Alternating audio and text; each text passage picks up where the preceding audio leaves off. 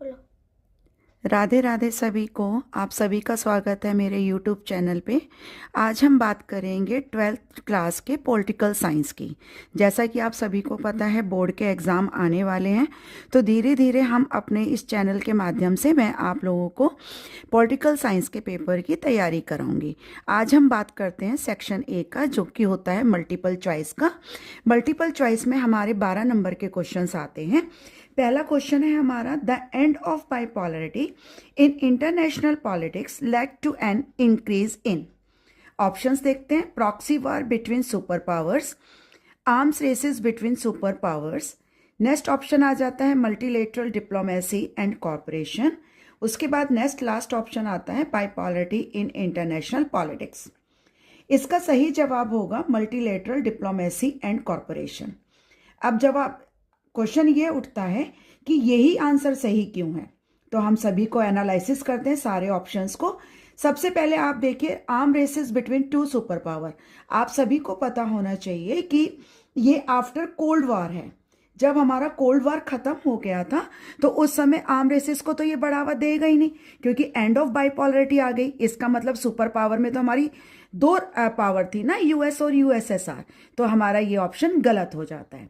Second आता है proxy वार between two super powers. तो जब सुपर पावर ही बेटा हमारा यहाँ पर एंड हो रहा था, तो प्रॉक्सी तो कोई करेगा ही नहीं, उनके बिहाफ पे तो कोई दूसरा देश लड़ाई लड़ेगा ही नहीं। फिर आता है हमारा बाइपोलैरिटी इन इंटरनेशनल पॉलिटिक्स। जब आपको पता है कि इसके अंदर क्या हुआ था, एंड ऑफ बाइपोलैरिटी हो रहा था, तो इंटरनेशनल इसमें बाइपोलैरिटी तो होने का मतलब ही नहीं था। तो multilateral diplomacy and corporation is the right answer. क्यों? क्योंकि after cold war ended the world move away from being split between two super powers. मतलब शीत युद्ध के बाद जो देश था वो इन दो सुपर पावर से अलग हो चुका था। अब देश में एक ही आपकी जो है पावर आई थी, वो था यूएन। यूएन का मतलब होता है यूनाइटेड नेशन। ठीक है, ये यहाँ पर ये था कि ग्लोबली सभी स्टेट जो हैं, कंट्रीज मिलकर इसको कलेक्टिवली जो है टैकल करेंगे सिचुएशन को। मैंने आपको बताया यूएन, यूएन पावर में आया आपका जब हमारा एंड ऑफ बाइपोलैरिटी हुआ, राइट। तो जब हमारा एंड ऑफ बाइपोलैरिटी हुआ तो यूएन आया। यूएन का मतलब होता है यूनाइटेड नेशन, और इसके अंदर हमारे 193 मेंबर्स होते हैं।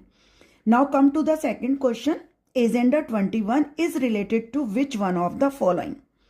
एंटार्क्टिक ट्रीटी नहीं, बिल्कुल नहीं होगा। एंटार्क्टिक एनवायरमेंटल प्रोटोकॉल ये भी नहीं है। रियो समिट, एजेंडा 21 का दूसरा नाम ही